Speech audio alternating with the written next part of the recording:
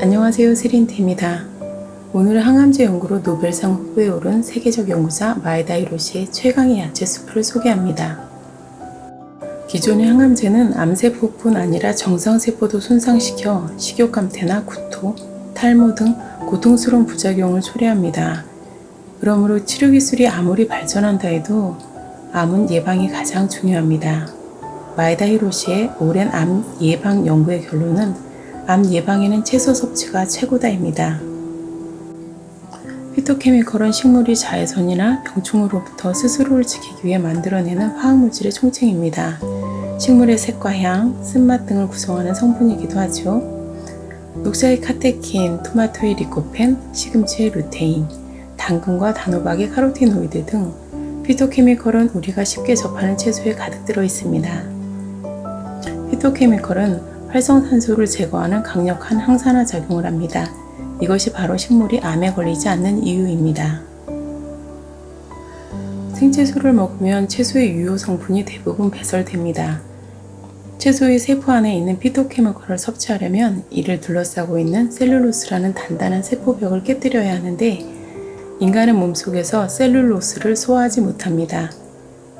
채소는 데치기만 해도 단단한 세포벽이 급속히 무너져 항산화 물질인 피토케미컬이 수프에 녹아들기 때문에 가열하여 먹는 것이 가장 좋습니다.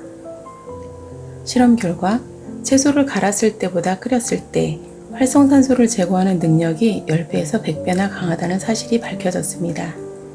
채소를 가열하면 유해한 성분을 제거하거나 살균하는 효과도 얻을 수 있고 채소의 유효 성분이 열에 강하기 때문에 가열에도 파괴되지 않습니다. 채소에 있는 비타민C는 열을 가해도 채소에 들어있는 다른 항산화 물질의 작용으로 안정화되어 쉽게 파괴되지 않습니다. 채소를 끓여서 수프로 만들면 비타민C가 파괴되지 않을까 라고 생각하는 사람들이 많습니다. 이는 비타민C를 홑 원소 물질로 가열했을 때의 결과 때문입니다.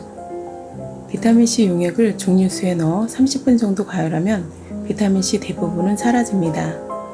반면 채소를 가열하여 조리할 때는 비타민C가 파괴되는 일이 거의 없습니다. 많은 채소나 감자류는 통째로 삶아도 비타민C가 대부분 남아 있습니다.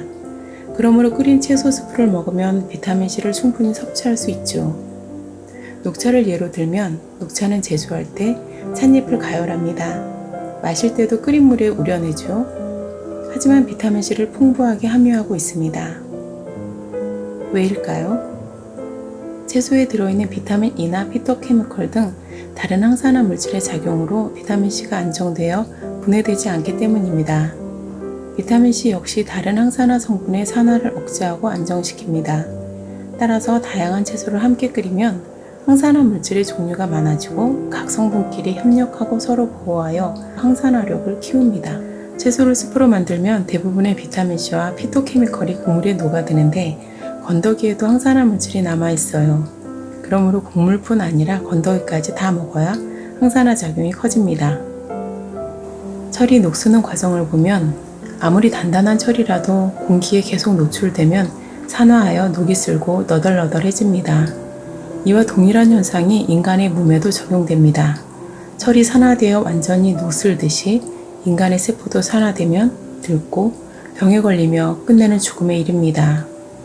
우리가 호흡으로 들어마신 산소 중 2에서 3%는 몸속에서 활성산소로 바뀌기 때문입니다.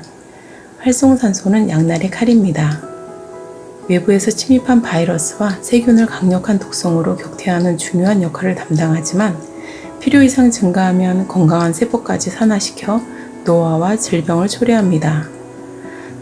활성산소는 노화와 암, 심장병, 고혈압, 당뇨병 같은 성인병, 류마티즘, 알츠하이머 등 다양한 질환과 밀접한 관계가 있습니다. 과학 잡지 사이언스에 기재된 마에다 히로시 박사의 논문은 바이러스가 숙주를 죽이는 것이 아니라 활성산소가 사망의 원인이라는 사실을 세계 최초로 증명한 연구입니다.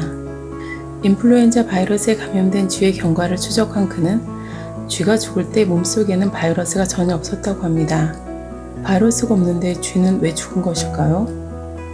조사 결과 슈퍼옥사이드라는 활성산소가 폐에 대량으로 발생하여 폐렴을 일으켰습니다. 우리 몸은 바이러스 같은 외부의 적이 침입하면 온 힘을 다해 스스로를 지키려고 힘씁니다.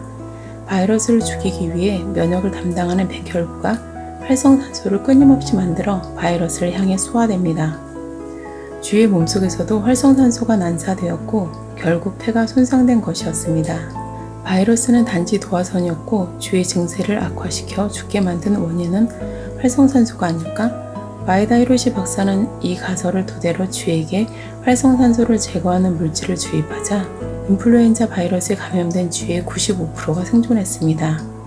바이러스에 감염된 상황에서 숙주를 죽이는 것은 바이러스가 아니라 활성산소라는 사실을 증명할 수 있었습니다. 1994년 5월 11일 미국의 시사주간지 뉴스위크에 암 예방에는 비타민보다 채소가 좋다라는 특집호를 통해 비타민을 단독으로 섭취하는 것보다 채소를 먹는 것이 암 예방에 도움이 된다는 상식이 널리 알려졌습니다. 우리 몸속에서 비타민 A로 바뀌는 베타카로틴과 비타민 C는 암 예방 효과가 높은 성분으로 주목받아 왔으나 이를 단독으로 섭취하는 것은 암 예방에 효과가 없을 뿐 아니라 암의 위험을 높인다는 사실을 알게 되었습니다. 반면 녹황색 채소와 과일을 많이 섭취한 사람은 암에 걸리는 빈도가 낮다는 사실이 수많은 역학 자료로 증명되었습니다. 채소에는 활성산소를 제거하는 성분과 세포가 암으로 변이되는 것을 억제하는 성분이 함유되어 있기 때문입니다. 이제 만병이 낫고 노화가 방지되는 스프의 놀라운 기적을 체험해 봅시다.